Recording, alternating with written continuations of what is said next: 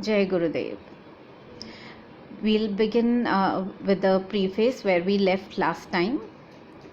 So here God says, opposed to the Pandav army, embodiments of pious impulses that are beyond counting, is the army of Kurukshetra of the Kaurav with a strength of 11 Akshuhini. 11 is the number of the 10 senses, organs and the one mind. That which is constituted of the mind along with the 10 senses is the devilish horde, a part of which is Dhritarashtra, who persists in ignorance in spite of his awareness of truth. Gandhari, his consort, is the type of sense-bound disposition. So what essentially Gurudev is saying here is that our mind, plays the tricks. So it is, if we are, for any matter, if we take any situation in our lives and we know the truth behind that situation, still our mind will constantly take us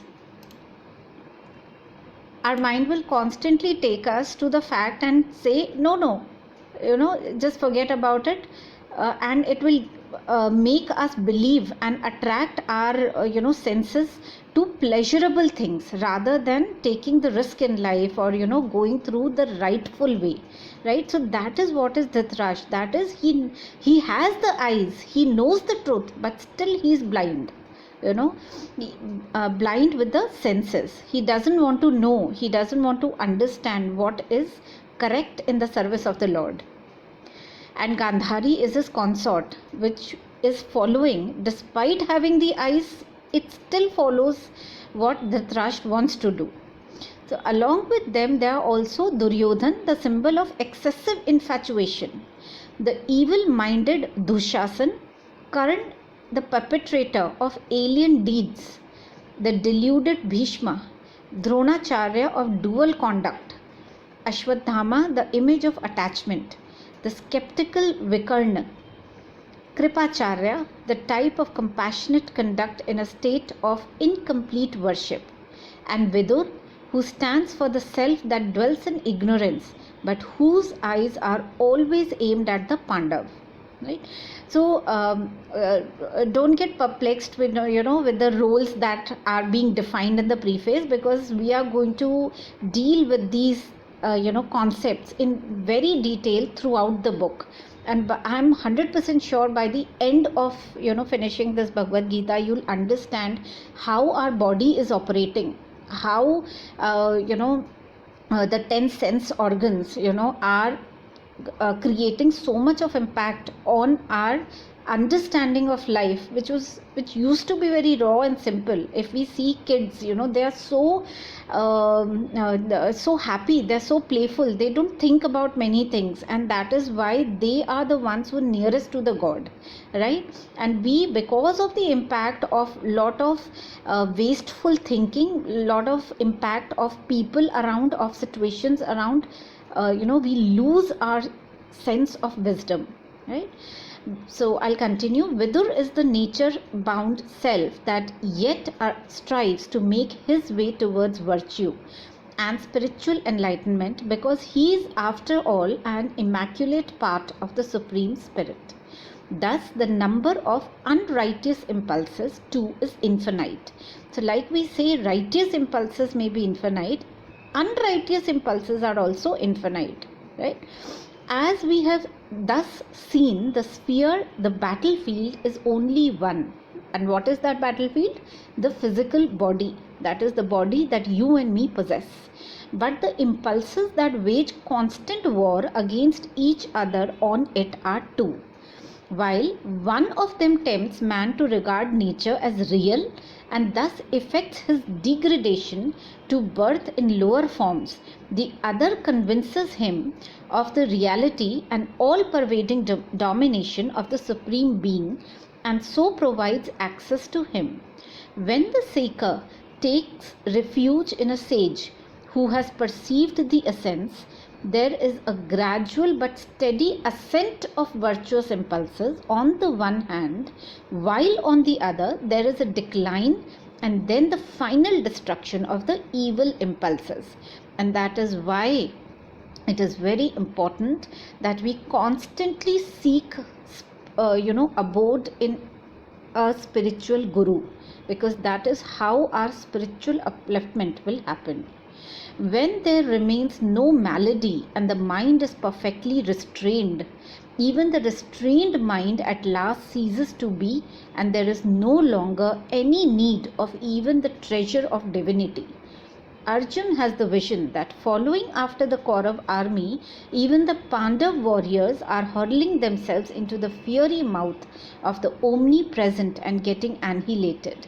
Even pious impulses are thus dissolved with final attainment, and the ultimate consequence then issues forth. If the accomplished sage undertakes any enterprise after this final dissolution, it is only for the guidance and edification of his less fortunate fellow men and disciples. Aiming at amelioration of the world, sages have devised concrete, tangible metaphors to represent subtle abstractions. So it is that characters of the Gita are all symbolic, mere metaphors for formless, unmanifest inclinations and abilities. Some 30 to 40 characters are named in the first chapter, one half of whom epitomize forces of piety, whereas others stand for forces of impiety. The first half are Pandav, while the others belong to the Kaurav camp. About half a dozen of these characters are again alluded to on the occasion of Arjun's vision of the all-pervading God.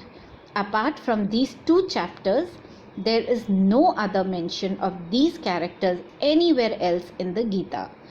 One out of them, Arjun alone, is present before Yogeshwar Krishna from the beginning to the end, and this Arjun too is, as we are about to see, nothing more than a type.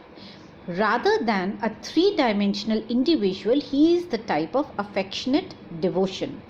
At the outset, Arjun is deeply agitated at the fancied prospect of loss of what he mistakenly assumes to be the timeless and eternal dharma of his family. But the Yogeshwar, that is Krishna, points out to him that grief and irresolution are an offshoot of ignorance, for the soul alone is eternal and indestructible. The body is perishable, and Arjun is exhorted to fight because it is so. But it is not clear from Krishna's exhortation whether Arjun has to slay the Kaurav alone. If he has to destroy bodies, are the Pandav also not physical beings? Is it not that Arjun's kinsmen are on both sides? Is it possible to kill the sanskar-based body with a sword? Even more intriguingly, if the body is perishable and without real existence, who is this Arjun? And who is Krishna standing by to defend and protect? Is he the Arjun with Arjun to save and preserve a body? Doesn't he proclaim that one who toils for the body is a sinful, deluded man who lives in vain? So if Krishna is standing up for the sake of a mere body, isn't he himself a sinful, deluded being with a futile life? But as we have seen, Arjun of the Gita is no more than a symbol, the embodiment of loving and affectionate devotion. The accomplished teacher is ever in readiness to help his disciple. Arjun and Krishna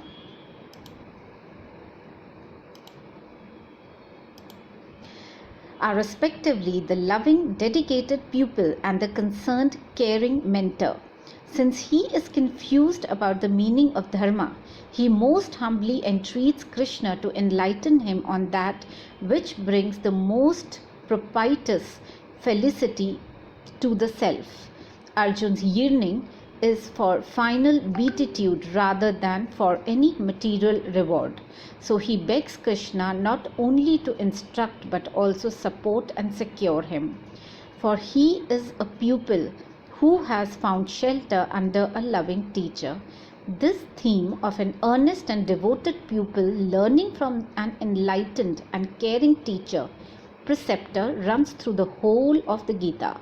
Moved by sentiment, if someone insisted on saying, with my most revered and noble mentor Paramanandji, he would say, "Go and live anywhere you like with your body, but in your mind be with me.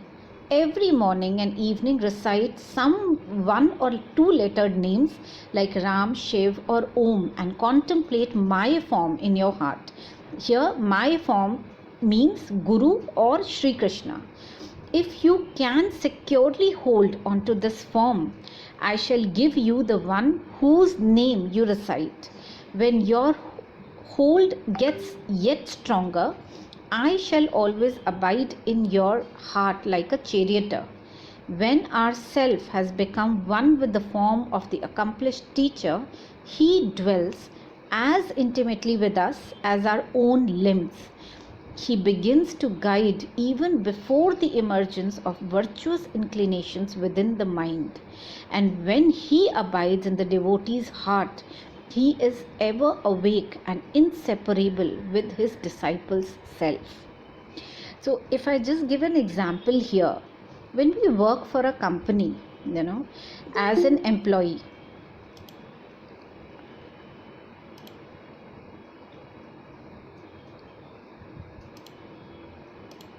when we work for any company as an employee, and dealing with people around, outside the office, etc.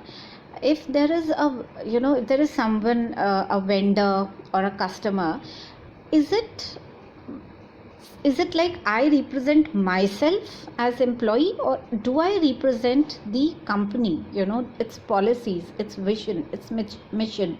So everything that I do as an employee of the company, I make sure that I am doing justice to my job by representing and securing, the dignity and the image of the company, right? So similarly, if we represent ourselves as the divine, as entities of the divine, as employees of the divine, there is not even an iota of doubt that we will behave in a manner that is going to harm or disrupt anybody's calm, composure, or do harm to anyone in any sense, right? So this is what this Gita, this interpretation of the Gita talks about, and which is very essential for all of us, to know in detail, to apply in our daily lives. I'll read further. After viewing Yogeshwar Krishna's manifold glories in chapter 11, Arjun cringes with fear and begins to apologize for his petty improprieties. As an affectionate friend and considerate teacher, Krishna readily forgives him and reassumes his placid, benign form. He then tells Arjun that neither has anyone seen this manifestation of his in the past, nor can anyone see it in the future. If it is so, vision of the Supreme Spirit was meant for Arjun alone, and the Gita then is apparently of no use for us. But doesn't Sanjay have the vision along with Arjun? I hope you all know who was Sanjay. Sanjay was the person who was blessed by a guru to have the vision to see beyond the periphery, as not as a mortal being, but as somebody who has the vision to see much, much beyond his times. And that is why he was the one who narrated what was happening in the Kurukshetra to Dhritarashtra, sitting in the kingdom itself, right? So here Guru says, but doesn't Sanjay have the same vision along with Arjun? And hasn't Krishna given the assurance earlier that enlightened and redeemed by the yajna of knowledge, many sages have been blessed with the direct perception of him? What after all does Yogeshwar Krishna intend to communicate? Arjun is a personification of affection and dedication, and these are feelings shared by all mankind. No man devoid of these sentiments has seen the coveted God before, and no man devoid of these sentiments can see him in the future. So what does it mean? Like, I have, multiple times, whenever I have explained this particular point, I've said that, like it is stated in the first chapter of Bhagavad Gita, which talks about Vishad Yoga, which means suffering. So it is said that when our heart is drenched with the pain of suffering, of extreme despair, that is the time when we seek the Almighty. That is the time when we pray that, oh, had I been closer to God, had at this time God comes to rescue my situation. There is something unseen, to which we want to surrender. There is something unseen to which we want to seek help of, and that is the time when that unlimited, beyond comprehension, affection and devotion that occurs in that heart, so the suffering becomes the premises or the ground on which the affection originates. And this is where Arjun, we are talking about Arjun as the personification of affection, because his heart is so pierced, it is so full of pain, because he is in the Kurukshetra where he has to fight his brothers, if we go by the original version of Bhagavad Gita. So here, what kind of pain are we talking about? We'll see in further chapters. Very briefly, I'll state that it is the kind of pain when there are two ways in front of us. One is the righteous way, and one is a righteous way which is full of pain and suffering, and there is another way to go ahead, which may be very full of life and something which is very good to go to, but it will never promise our satisfaction. We will always know in our heart that if I opt for the second way, I will not be happy in my life after 10 or 20 years. But still, mind is the culprit, and it will say, oh, no problem. At least for 20 years, you'll enjoy your life, So that is what happens, that when we are at this kind of a juncture, and we feel that kind of yudh, or a riot which is happening within our mind, that which is the way that I should adopt. And that is what the kind of juncture at which Arjun has been personified here. So I'll read further. In Goswami Tulsidasa's words, Ram cannot be realized without loving faith, despite endless recitation, yoga and relinquishment. So Arjun is a symbolic figure, and if it is not so, it would be wiser of us to keep the Gita aside, for in that case Arjun alone was entitled to the perception of God. At the end of chapter 11, Krishna assures his friend and devotee, O Arjuna, scorcher of enemies, a worshipper can know this form of mind directly, acquire its essence, and even become one with it by total and unswerving devotion. Intent devotion is only another expression for tender devotion, affection, and that is the distinguishing mark of Arjun. He is also a symbol of seeking, and avatar too is symbolic, and so are also all the other characters of the Gita, so that we may be enabled to see in the great war of Kurukshetra the battlefield of the soul. Irrespective of whether there were actual historical personages such as Arjun and Krishna, and of whether there was an actual war called the Mahabharata, the Gita is by no means a portrayal of physical warfare. Standing on the brink of that historical war, it was not his army but Arjun who was unnerved. The army was fully in readiness to fight. Doesn't it imply then that by preaching to Arjun, Krishna had only conferred on his beloved friend and disciple the ability to be worthy of his army. In fact, the whole of the means for spiritual accomplishment cannot be put down in black and white. Even after one has gone through the Gita several times, there is yet the necessity of actually traversing the path of God realization that the Lord has charted for all of us. This is the necessity which Yatharth Gita is all about. So this, with this, the preface ends, and we'll now start with chapter 1. But I think because of the meditation through singing bowls that is yet to follow, I think we'll start with chapter 1 in the next session. I hope that's fine with all of you, right? So thank you so much for hearing out the Bhagavad Gita. Give me a moment, please. So I request all of you to please be seated in comfortable position. Close your eyes. Let's be thankful to the Almighty, to all the gurus, to spiritual leaders, to everyone, whom we can remember at the current moment as a guru.